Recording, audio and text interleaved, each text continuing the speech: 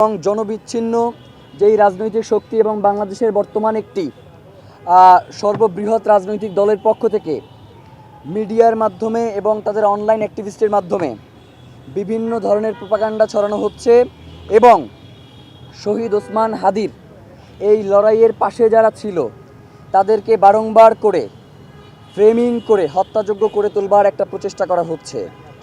আমরা বর্তমান সরকারকে আহ্বান জানাই, যারা এই কার্যক্রমগুলো করছে তারা আপনার দলের নেতাকর্মী, তারা আপনার দলের বিভিন্ন দায়িত্বে রয়েছে।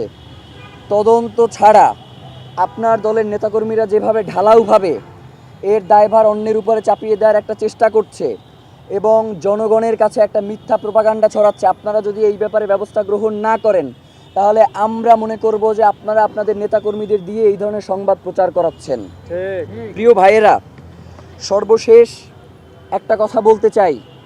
শহীদ ওসমান হাদি তিনি বাংলাদেশের একজন গুরুত্বপূর্ণ ব্যক্তি।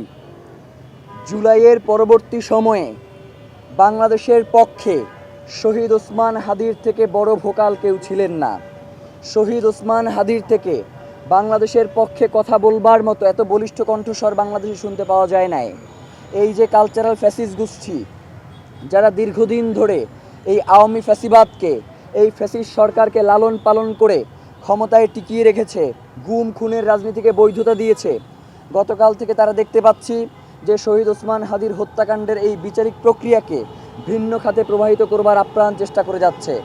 আমরা সরকারকে আহ্বান জানাই, শহীদ ওসমান হাদির সুষ্ঠু তদন্তের মধ্য দিয়ে বিচারিক প্রক্রিয়া সম্পন্ন করুন, নয়তো বাংলাদেশে বিচারিক প্রক্রিয়া সম্পন্ন করবার জন্য যেই সুষ্ঠু বিচারিক প্রক্রিয়ার জন্য আপনারা বারংবার বলে আসছেন সেটা অবশ্যই বাধাগ্রস্ত হবে। প্রিয় ভাইয়েরা, শহীদ ওসমান হাদি হত্যার আজকে 87 দিন পেরিয়ে 88 দিন চলছে। এই 88 দিন পরেও এখন পর্যন্ত আপনি ভাবেন যে সরকারের পক্ষ মানে সরকার খুব সরকারি দলের যেই লোকজন খুব উল্লাস করছে, মনে হচ্ছে যে সরকার দলের লোকজন গিয়ে ভারতে গিয়ে এদেরকে গ্রেফতার করছে, এমন একটা ভাব তাদের মধ্যে দেখতে পাচ্ছি।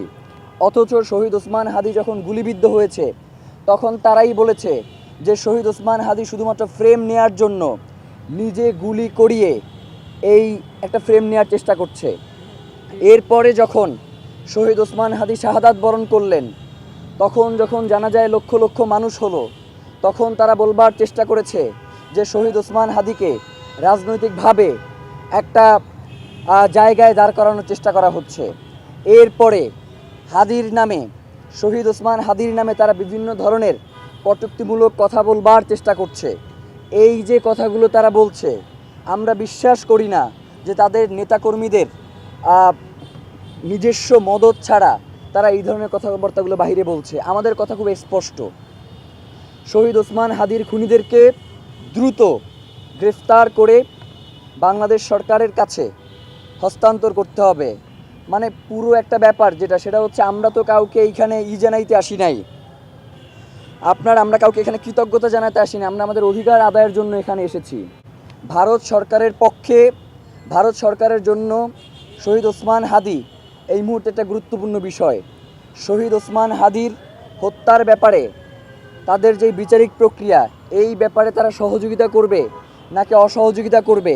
তারা কি সন্ত্রাসীদেরকে লালন পালন করবে, সন্ত্রাসীদের অভয়ারণ্য হয়ে উঠবে, নাকি সন্ত্রাসীদেরকে সুষ্ঠু প্রক্রিয়ার মাধ্যমে হস্তান্তর করে এই বিচারিক প্রক্রিয়াকে সামনের দিকে এগিয়ে নিয়ে যেতে সহায়তা করবে?